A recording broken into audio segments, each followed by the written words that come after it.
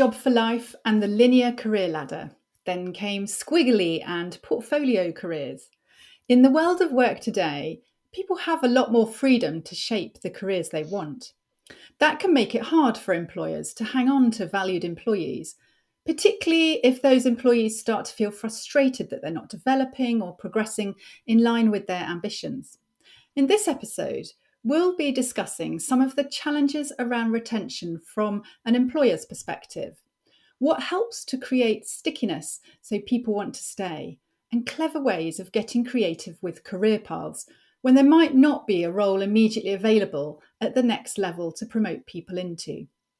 Joining me for this conversation is Hannah Rowland, Head of Organisational Development at Henry Boot plc, a land construction and development business headquartered in Sheffield in the UK. Hannah has an HR business partnering background and worked in the NHS for 17 years, is an accredited coach, and more recently has sharpened her expertise in psychology and behavioural sciences. With her people-centred and holistic approach, she helps organisations, teams, and individuals to perform at their best. Welcome to the Business of Being Brilliant, Hannah. Hello, welcome. Thanks for having me. It's lovely to be here. Fantastic. So glad you could join us because we got chatting a few months ago and diaries over the summer were, fairly fluid. So it's really nice to have got it in the diary, and I'm looking forward to chatting to you about careers and retention and all of that. But first, tell us a bit about your role, I guess, at Henry Boot. What are you in charge of? What are you there to do? Okay, I love this question, and I always try and find a straightforward way to summarise that, and I find it increasingly difficult. I guess so. I'm head of organisational development. A lot of people talk about culture and change management when they describe my role. I think I see it as somebody who is there to push the organisation, to help evolve people and practices, and to nudge the culture in the direction that we're hoping to travel. But I'm like you said, I'm people centred, and I think I approach all of my work with a people first.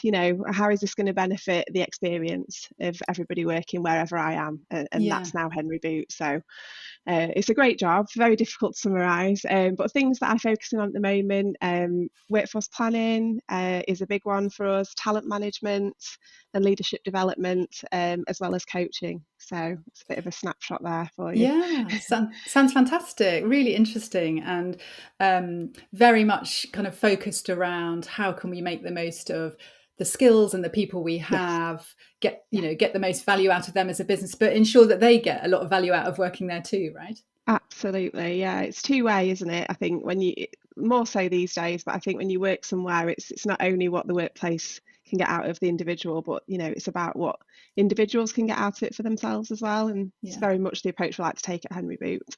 Yeah.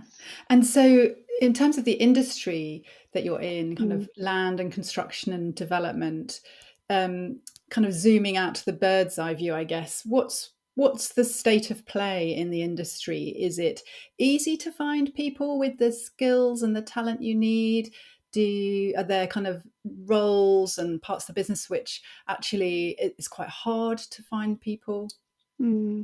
It's challenging at the moment, actually. As an industry, I think for a long time struggled with attraction of people and talent to the industry, specifically around gender diversity. So attracting females to come and work in construction, land and development can be quite difficult. So that's always a big focus. More recently, younger generations, I think we're finding quite challenging, is making it sound and feel like an attractive place to come and work. When we get people to come to us and they have placements and apprenticeships, absolutely have lovely reviews and people really enjoy it. It's just getting word out there that these are careers that are of interest and that might be beneficial to younger people, because I think they're not careers that are commonly talked about and are well known, beyond the hard hats on a construction site or land and development particularly, careers that are not well known. So a lot of ours is about how we can promote the opportunities that are available in our industry. and particularly beyond that at the moment, an attraction is about how we can retain people. So there's feels like there's a bit of a it's a bit competitive in the sense that people have a choice of jobs in the industry. I think this probably goes beyond construction and land and development, just to work in general, but it feels like an employee's market at the moment to be Mm. able to pick and choose the role, which is fantastic. From an employer's perspective, you want to make sure you're competitive and attractive and are a Yeah. place that people want to come and work. So that's a challenge at the moment, is singing that song loud and proud so that we do attract Yeah. the right people. Yeah. Yeah, I can understand that, particularly what you're saying around younger people. Yes. I was with another client recently who was saying the same, that actually the perception of the industry is Mm. either very low in terms of awareness of all the opportunities, what you were just saying, Mm. or they have an inaccurate perception of what a Yes. job in that industry is like, or even in that function, like in what a job in sales might be like. And they were Yeah. saying it's a big part of our effort is going out to universities and colleges and schools and trying to educate people about actually Mm. this is what a day in the life of Yeah, here is like. absolutely. And that Yeah. sounds like it takes a lot of energy to do that. It does, and something we found really works is, good old work experience. We have lots of young people come to us on work experience and are trying to put some effort and energy into making sure, because we're a group of businesses and they're all so very different, them experiencing the different parts of the group so that they Yeah. can make a choice then about which bits interest them. So that seems to work really well for us, is work experience and placement, so that people can get a taste of it, try it, and then see if it's for them. Yeah, so that's interesting. You're kind of in thinking of ways to give people a bit of freedom right at the very beginning. It's Yes. come and visit Yeah. different parts of the business, Yeah. and Yeah. then have some choice in where you Yeah. might like to go. Yeah, That's really absolutely. good. Yeah, and I hear what you say about it's the candidates market at the moment. I think Yeah. that's been the case for a long time. Employees or job seekers have maybe had a little bit more of the upper hand in terms of being able to be a little bit choosy. Although that may be swinging. A lot of tech companies are have made a lot of reductions this year and are predicted to a Mm. lot next year. And I hear kind of at the industry to industry level, I've heard people say a lot of people are moving away from the tech industry because of the job losses and stuff, and into slightly more secure roles that maybe they hadn't, Mm. an industries like pharma or something that they hadn't considered before. So Yeah. I guess it depends on what your industry is known for around the things that people value at work. Security. Yeah, Yeah, absolutely. And I think that is a factor for us. I think particularly with how things have been in this last year, it has felt less stable as an industry. Obviously, it's been quite challenging in terms of work, given all the factors ongoing in the UK at the moment. And I think that has made people who ordinarily may have been with us for a long, long time look around, understandably. Um, and so you have to then be a bit more creative about how do we retain people beyond just paying better salaries. What yeah, other things can we think about and that people value, that are going to help them stay here and stay a part of Henry Boot. So a really yeah. long-standing business. Have been around for 138 years now. Wow, So that's there's something incredible. around Henry Boot that keeps people, and we do have low turnover. So there's something about Henry Boot that makes people want to stay beyond typical career progression and promotion. Yeah. And we're trying to understand that better and bottle it to use that to Yeah. to help people continue to have a good experience with us. Yeah. Yeah, well, that's so really interesting to unpick that a little bit. I mean, Mm. that's an amazing achievement for a company to Mm. have existed that long. Yeah. And you're about 500 or so in size, aren't you? To give Yes, just listeners an short of idea, 500. Yeah. yeah, of how big you are. So, I mean, when it comes to the reasons that people stay, for the reasons for that low turnover, I mean, whether it's stuff that you're seeing in your people data and your Hmm. survey feedback or whatever, or your exit interviews, if you have any, what is it that you tend to hear about why people stay? Because as you say, pay is a relevant factor generally in Mm. terms of getting people in the door, but it's rarely about pay when it comes to retention. Mm. Yeah, it's really good actually. We've done some work this year on brand. an employee value proposition, and we've recently rebranded. And as part of that work, we've had lots of conversations across the business about what is it about Henry Boot? Why, for those who have just joined, why did you join? And for those that have been here 20, 30, 40 years, why? Tell us what your experience is. We've heard lots of lovely things. Some common themes that came up were feeling a part of a family. It is traditionally a family-run business. Of a number of businesses, a group of them, but I think people talk beyond that about feeling a sense of community. So the people at Henry Boot are really the thing that makes the difference. And you hear people say, they helped me out through this really difficult time that happened in my family, or I had an idea, and somebody trusted in that idea and let me try it. And I was able to have some autonomy there around my own development, or a proposal that I was making. So people seem to feel invested because they're trusted, they're given the ability to try things at work, and have a go at something that they may not have done before, or bring forward a new idea, and they've given that ability to do that, and then they feel part of a larger community of people and supported by that. So there's some of the common themes that we hear. I think the diversity as well of the businesses, because we are a group of subsidiary businesses and they are so very different, that brings a lot of, as I say, different challenges, but also benefits. And I think people enjoy the variety that comes with that. Yeah. Yeah. Yeah, that's really interesting to hear. And I think there's something about the size of an organization, or Yeah. the size of the grouping perhaps within, if it's a Mm. group, the size of the different businesses. Because I think when I think back to I've worked with very small companies, medium sized, very large, and I've also podcasted in the past with someone called Professor Robin Dunbar, who's famous for Dunbar's number. I don't know if you've come Mm-hmm. across him, but about the Yes. optimum Yeah. size of groups, Yeah. or the different, depending on what you want to do, how big ideally the group should be. And I think the thing that I hear in common is, in the slightly smaller, and I'm talking, kind of 3 to 500-ish, or 100 to 500-ish, Mm. it's still small enough to feel like you are a family, like you are Yes. a community, as opposed Mm. to just feeling a bit like you're a cog in a machine in a, Mm. several thousand or tens of Mm. thousand wide organization. I think that's true. Yeah, Yeah, I've definitely experienced that as well, coming from NHS sector where most NHS trusts are thousands of people. To Henry Boot, as I say, about 500. It's a nice size that you can make relationships, you can get to know people well. And I think those relationships are ones, some of them have been in place a long, long time.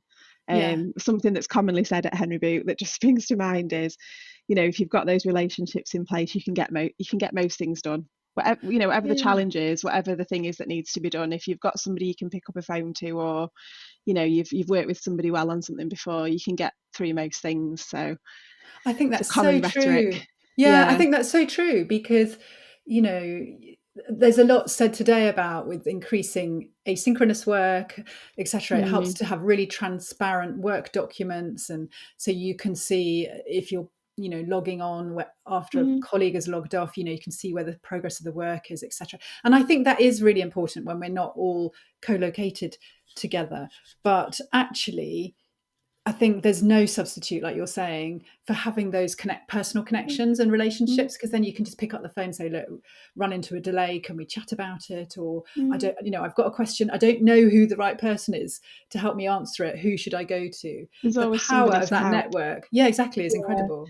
yeah, absolutely. And I think, I think my thinking around this is that it become, although it is work, and obviously people are there to do a role, it feels, I think, for most people at Henry Boot, like much more than work. It's a part of their lives, and it made me think about, a little bit what you said at the beginning. What people get from the workplace is that I think there's an element of individuals get to grow as people, not only as a person doing a job, but as whole people. There's opportunities for them to explore in whichever way they want to do that, and that leads to personal growth beyond just the role that they're there for, which I think is something that anchors people to Yeah. Henry Boots as well. Yeah, I think you put Yeah. that brilliantly. Yes, I might Mm. nick a quote from that for my book that I'm writing, Please do. which since we last spoke, I don't know if you know, I've signed the contract and I'm busy Ah, shaping it. fantastic. So yeah, people glue, Brilliant. hold hold on to your best people by letting go, Yeah, giving them more freedom yeah, and all that. So exactly around the kind of thing we're talking about here. Um, fantastic. and does your low turnover ever become problematic in that you then don't have many vacant roles to promote Yes. people into? How do you deal with that? Yeah, absolutely. That's one of the pieces of work that I'm working on at the moment actually is although it has so many benefits that we don't have lots of people leaving, the downside is that you do end up with, and we have got really talented people and people who really want to develop in their career and are really pushing for the next step or whatever that might look like for them, and unfortunately there isn't always a job to go to, or it feels a little bit at times like you're waiting for somebody to leave or retire. There's a little bit of that Mm, feeling going on.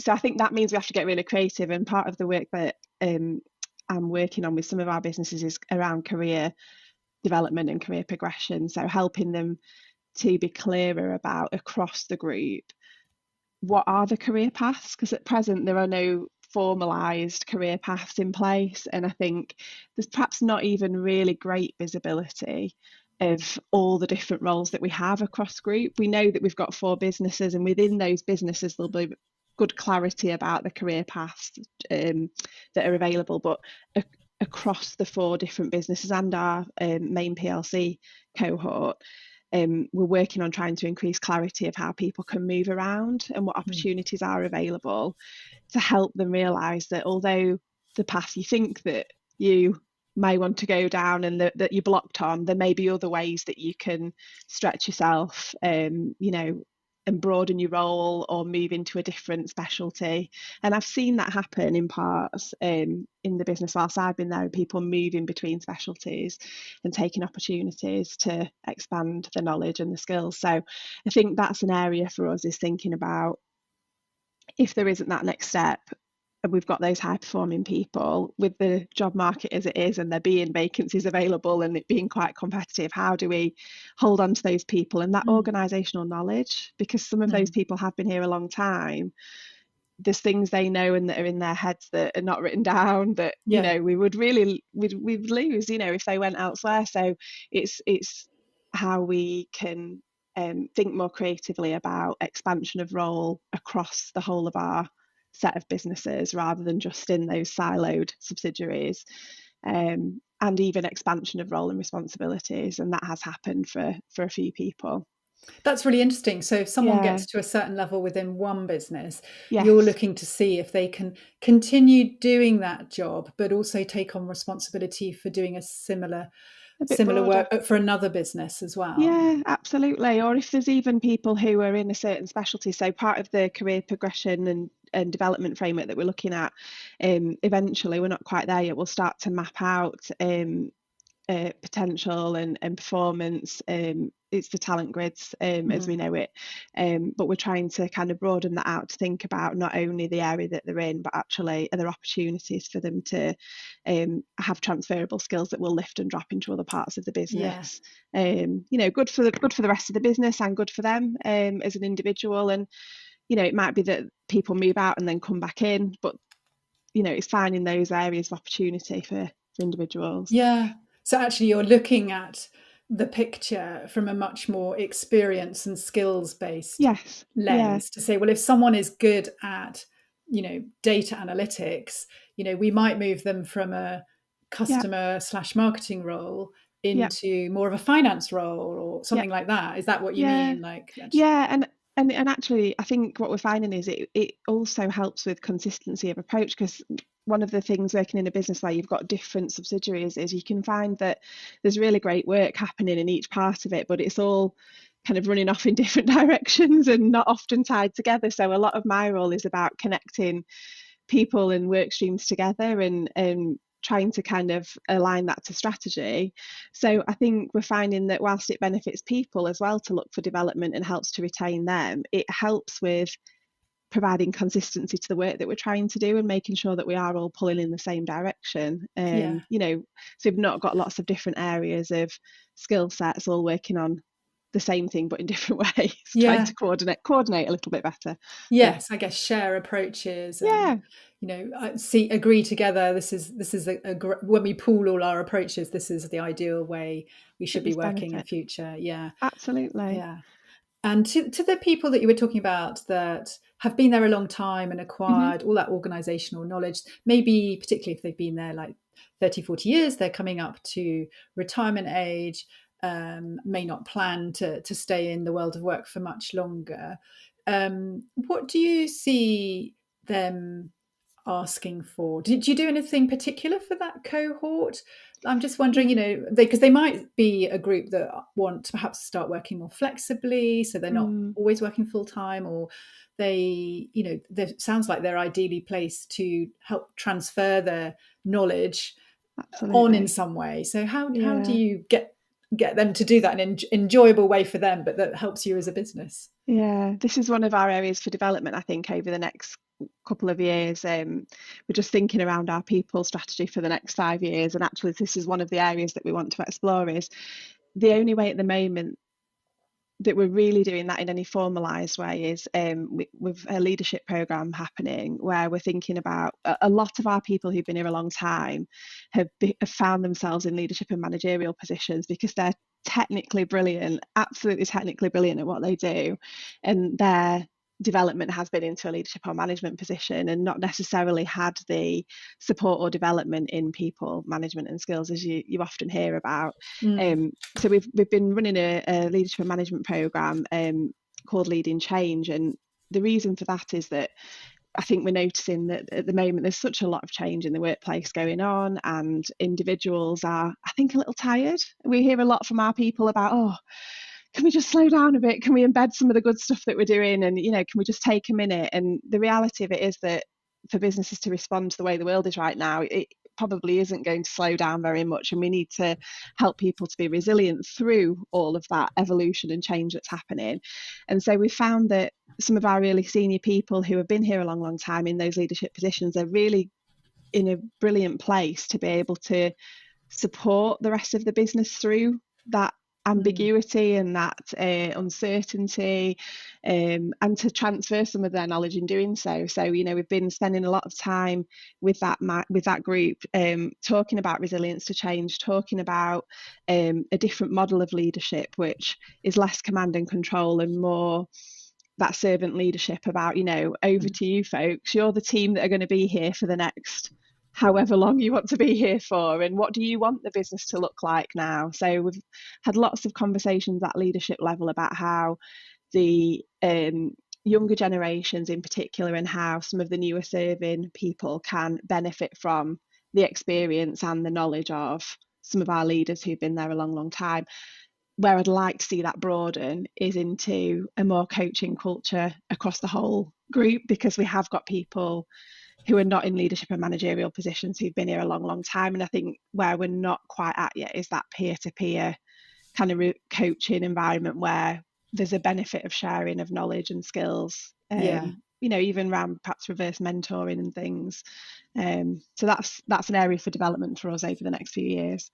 Yeah, really interesting to hear that. And I mean, with the coaching culture, is that kind of, are you meaning for people who have people management responsibilities to help them coach their team members better, or just actually ingraining it across the business so that people understand some of the basic skills around Yeah. coaching others? And Both, I yeah, think. okay. Yeah. So we at the moment we've benefited from some external coaching provision, um, with some our partners who work with OCM has been fantastic, and only through our leadership program, which has been really, really beneficial. And I think what we've heard from people who've been through that is we want, can our teams have this, please? More of this. We love it. It's really helping to open mindsets. We talk a lot about growth mindset, and it's okay to get things wrong, learn from it, try again, and that's come from the coaching culture created at that leadership level. So I think I'd like to see that continue, but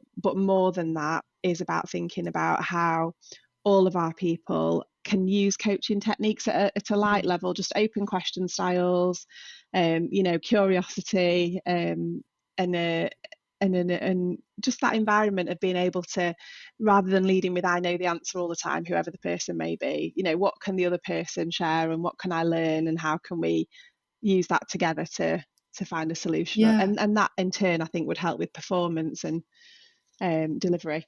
Yeah, and I think it also helps really reinforce that very inclusive culture because, Mm, as you yeah, say, you're not coming into a conversation thinking, "Well, I know best here," or "My answer's no, right." It's actually you're curious to know, well, what perspectives can someone else bring that might be different, and what experience have they had that might, yeah, complement what I know here. It's that yeah, much more kind of mutual interest, isn't it, and curiosity, as you yeah. say.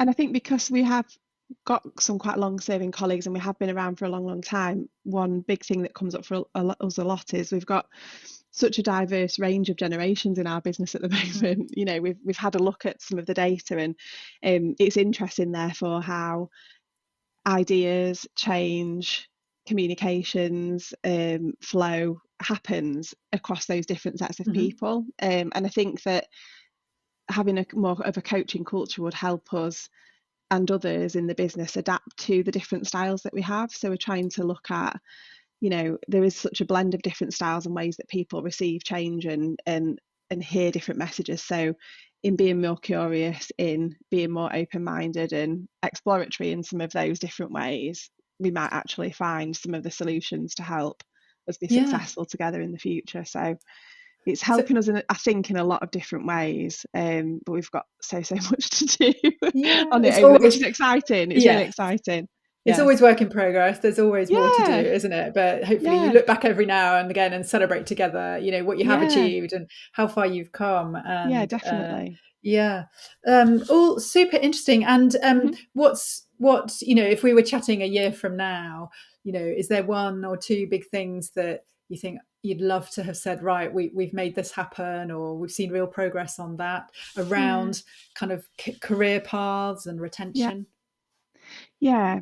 I think the career, definitely career path. I think I would love for us to have really bottomed that and tied it all together into our performance and PDR processes. At the moment, I feel like we're quite early days in just forming the organisation's understanding about what career paths can look like, how individuals can navigate that through conversation. And at the moment, there's not really a connection into that's what we do every day. As line managers, we sit down, we have that open conversation, we give our people the time. It happens in parts where it comes naturally to individuals, but I think I'd love that open culture of ongoing discussion about how somebody's doing, what they'd like out of work, and what the support they would need is happening more naturally.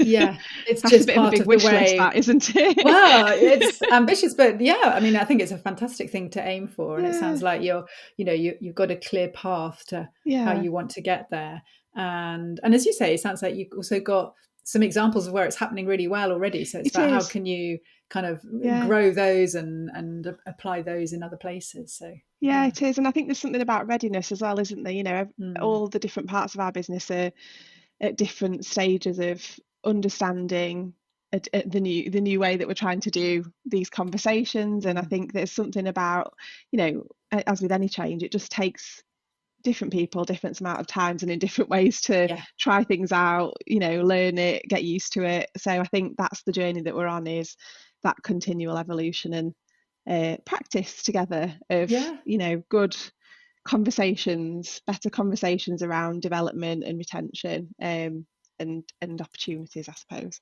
Yeah. Well, good luck with Mm. all of that. It sounds a Yes. really fascinating time. Thank you. And thank you so much for, telling us more about how you're approaching that at Henry Boot and, all the positives that you're building on around your very sticky organization, but also how you want to take it forward and evolve it. So you're hanging on to the talent you really value and also being a real Mm. beacon for new talent you want to attract. If people listening want to connect with you professionally or find out more about Henry Boot, maybe they've been listening and think, "Oh, that sounds an interesting direction." Where should they? How should they get in touch or find out more? LinkedIn is probably the best place. So I'm on there. Just drop me a message. Love to chat anytime. Great. I will do. I'll pop your LinkedIn Yeah, profile in the show notes, and thank you. also a link to Henry Boot as well. But thank you so much. So loved having this conversation with you, hearing about all that you're working on. Really, a topic really close to my heart as I'm wrestling with the early stages of book two. So there's lots I'm personally taking away from it, and I'm sure our listeners are as well. Thanks so much for being a brilliant guest. Thanks for having me. I've enjoyed that. Thank you.